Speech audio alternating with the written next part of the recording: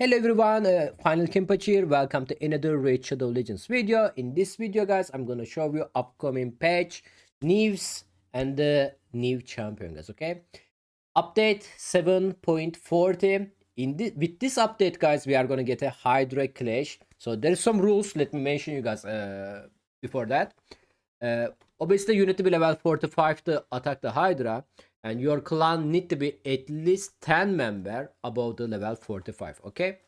And you need to be at least 50 clan activity star in the last 7 days on your clan. And that's all. Rules: Hydra clash basically gonna be every week. Every time Hydra reset, you are gonna be Hydra clash now. So basically there's gonna be 5 clan in each tournament, okay? And top 3 clan they deal most damage are gonna get the reward. It depends their placement. Number 1 gonna get a more, number 2 gonna get a little bit less, and the 3 get the worst reward. Again, 4th and the 5th clan get nothing, guys. Okay. And first test is starting with this patch. We are gonna start with the test run.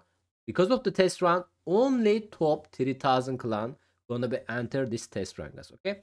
Matchmaking gonna be your previous performance. So on the first one, maybe there's gonna be some unbalanced performance, but hopefully matchmaking system gonna be get better and people can get their level enemies, you know. So Clash multiplayer, normal Hydra doesn't gonna give you any point, okay? Hard give you twice, brutal give you 3, and the nightmare give you 4x multiplayer. And reward, we mentioned that before guys, so we basically gonna get protection and the stone skin accessories now from the Hydra clash. This is the Hydra clash exclusive, okay?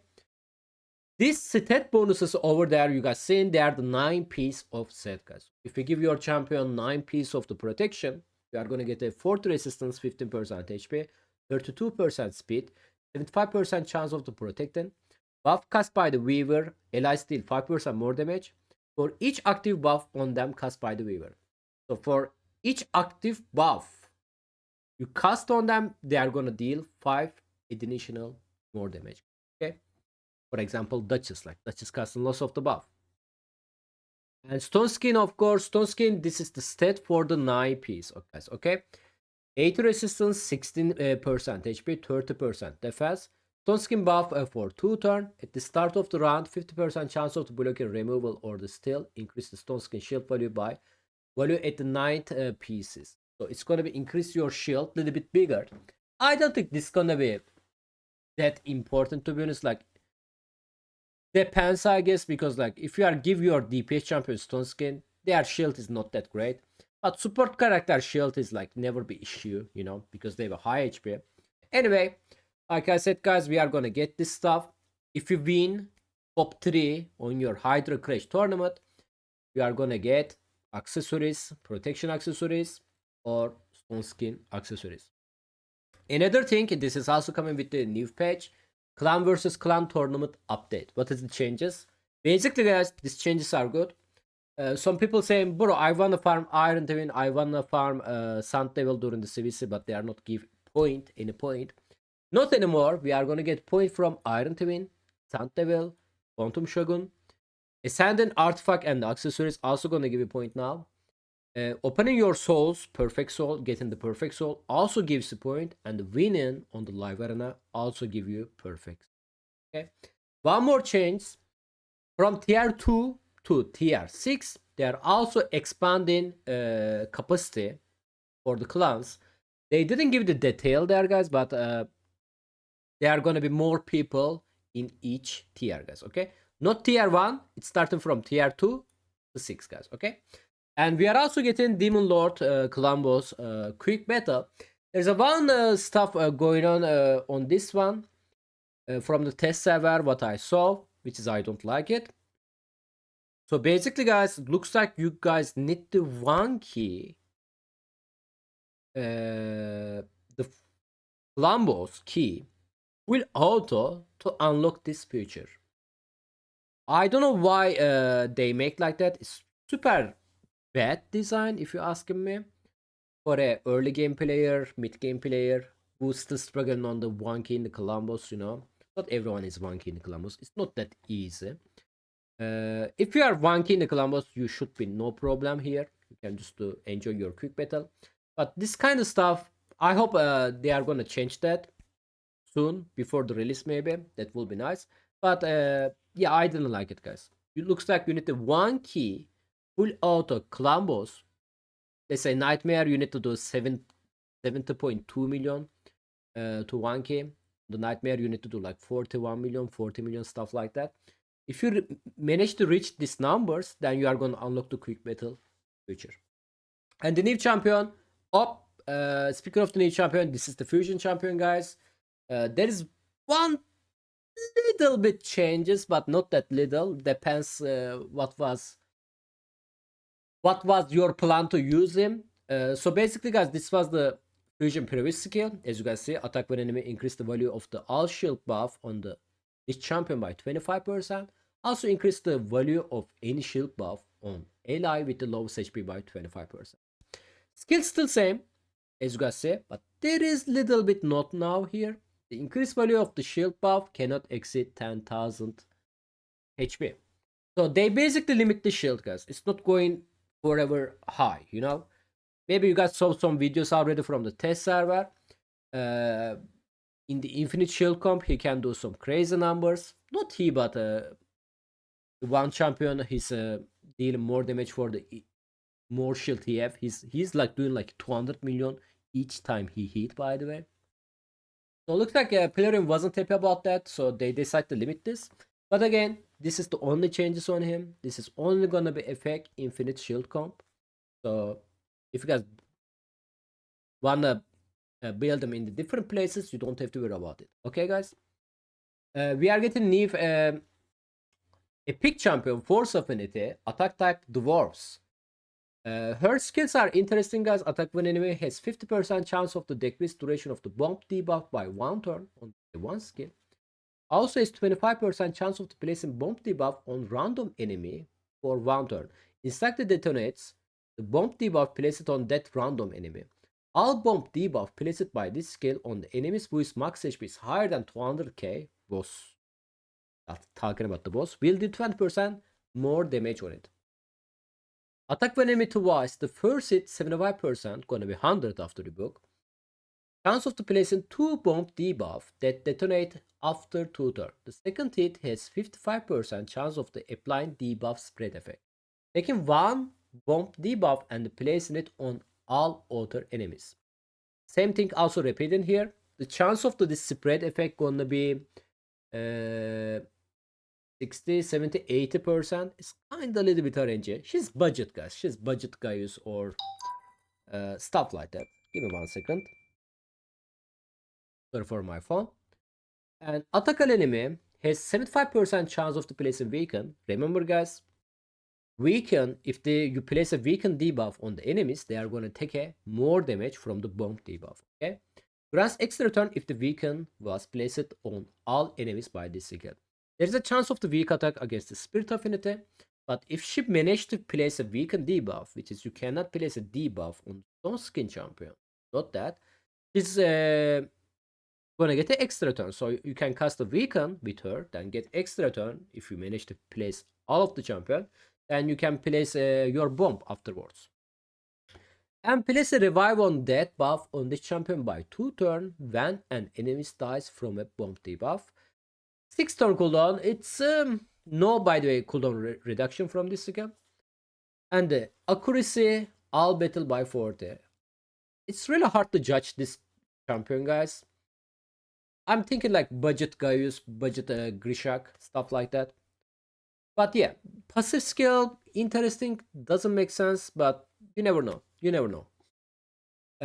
Frenzy the Keckler. This is the epic void champion, guys. Defense type from the skin. Attack when enemy has 50% chance of the instantly activate the HP burn debuff on the target. A1 has 50% chance of to activate the HP burn. Attack 3 times at random. Each hit gonna be 100% after rebuke. Chance of the placing HP burn debuff for 2 turns. Build the champion turn meter by 10% for each HP burn debuff placed by this skill. Okay, 10%. So if there is like 10 spider legs on the spider, he's gonna be like get extra turn basically after this skill. Okay. Attacker enemies has 100% chance after the book. Place and provoke debuff for 1 turn. Also place increased defense buff on this champion by 2 turn. He's void affinity, so not gonna be weak attack. He can be solid on the early game spider. That's what I'm thinking. Increase this champion defense by 2% each time HP burn debuff is activated. On enemies stack up to 20%. Reset each round. Eh, not massive passive, but whatever. Cool champion. If you guys wasn't playing the game on the Ninja Artak, we got like lots of the free HP burn. God tier champion, you can say. Activate and the less HP burn. Early game, like if you decide to start the game recently, if you pull this champion, he's definitely gonna help you. And the ally defense in the dungeon by 30%. And we are getting one more epic void champion, guys, from Sylvian Watcher Sport. Attack one enemy, restores destroy max HP of this champion or the ally with the most destroyed HP by 25% of their destroyed max HP. Not bad. Definitely solid A1 skill. Attack one enemy. Before attacking, place a 50% increase accuracy buff on all allies by 2 turns. Has 100% chance of the placing sleep debuff for 1 turn. The single target after the book is going to be 100% and the 3 turn cooldown. So before attacking, she's got an increased accuracy buff on herself and the ally. So you can build her like a little bit low accuracy because it's going to boost her accuracy. And the sleep debuff.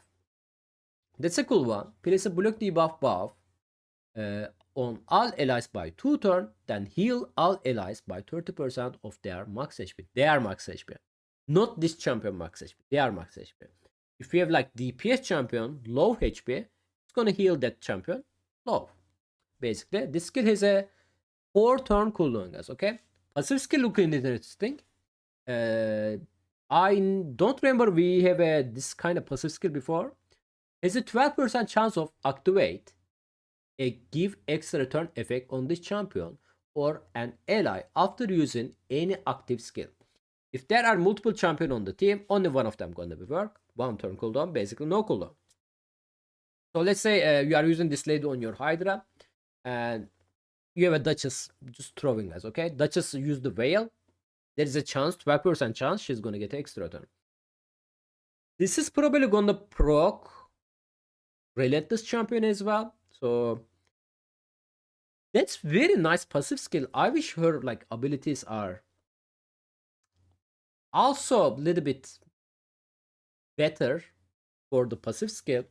So we can use her like in Hydra. And block debuff is cool, but 4 turn cooldown. Heal, this is definitely useless. A1 is solid for the Hydra as well.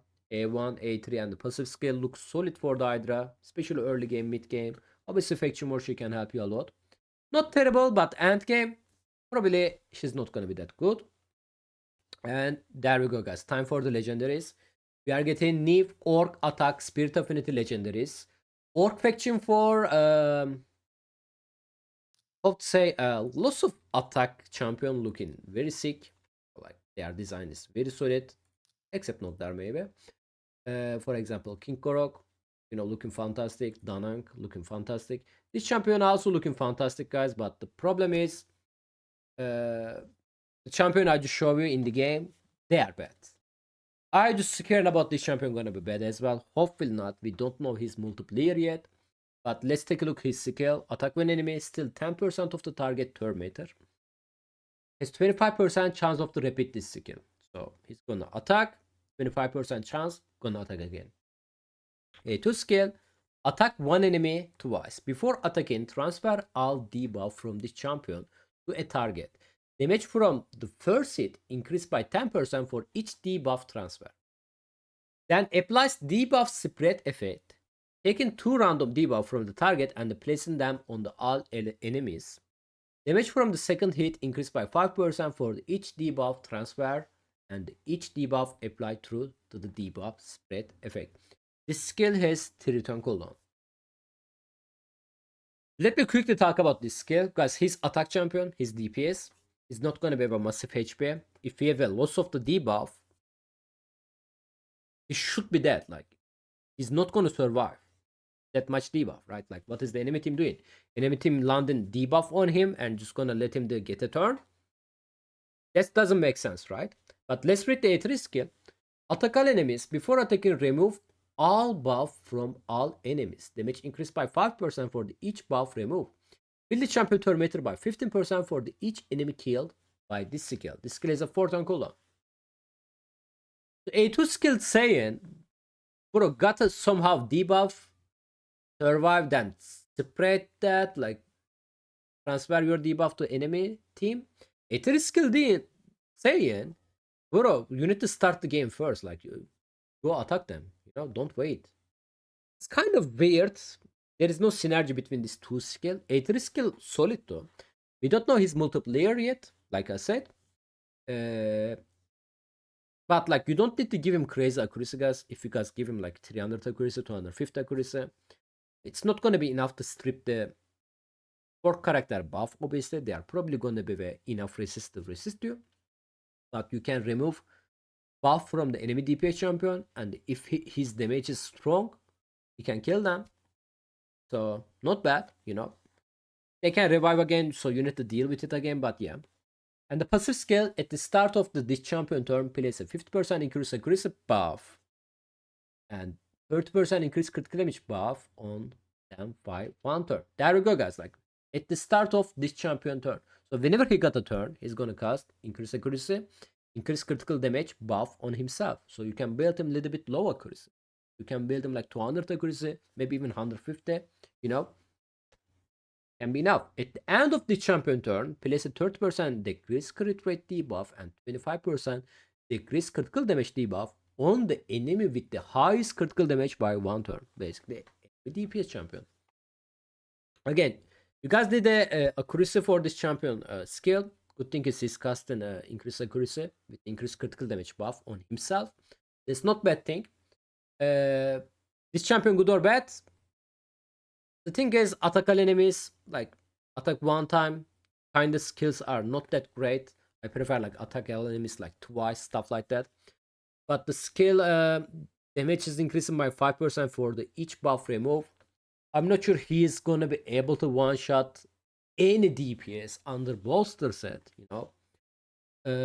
But yeah, we will see, guys. We will see. But this dude is amazing, guys. Neve Void legendary champion. Support character from Lizardman. Let's take a look at his skill real quickly.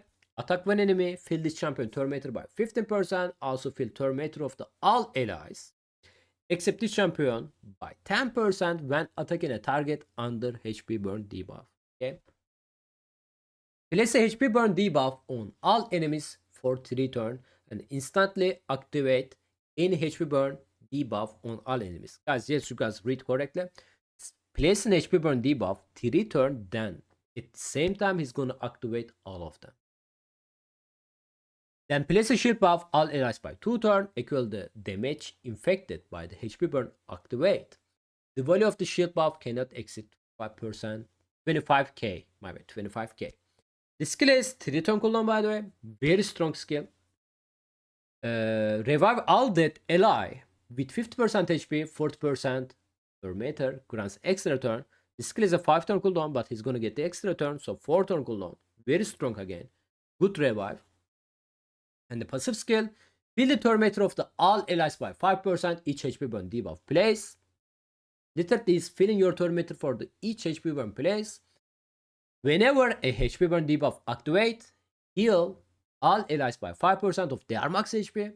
Whenever a HP burn debuff activate on Skavak, Tainted Skavak, Spiderlings, or the Tainted Spiderling, it's basically talking about Spider, guys, okay? Heal all allies by 1% of their max HP. Whenever HP burn debuff is removed from enemy, place a decreased resistance debuff on that enemy by 1 turn. Whenever an ally is killed by enemies under HP burn debuff, fill the champion turn meter by 20%. Increase the champion speed by 7 for each active HP burn debuff. And his aura, ally HP, all battle 33%. Guys, this champion really good. This skill, like his skills are very very solid for the Hydra. Can also do very good stuff in the Spider. Okay, these things also can be solid on the arena. We recently got a buff against the Stone Skin, like HP burn are dealing 5 times more damage against the Stone Skin. It's not that easy to use it because they need to get a turn to activate the HP burn, but this dude can activate HP burn at the same time whenever he plays it. So basically very strong, like especially with this lesson on it, guys.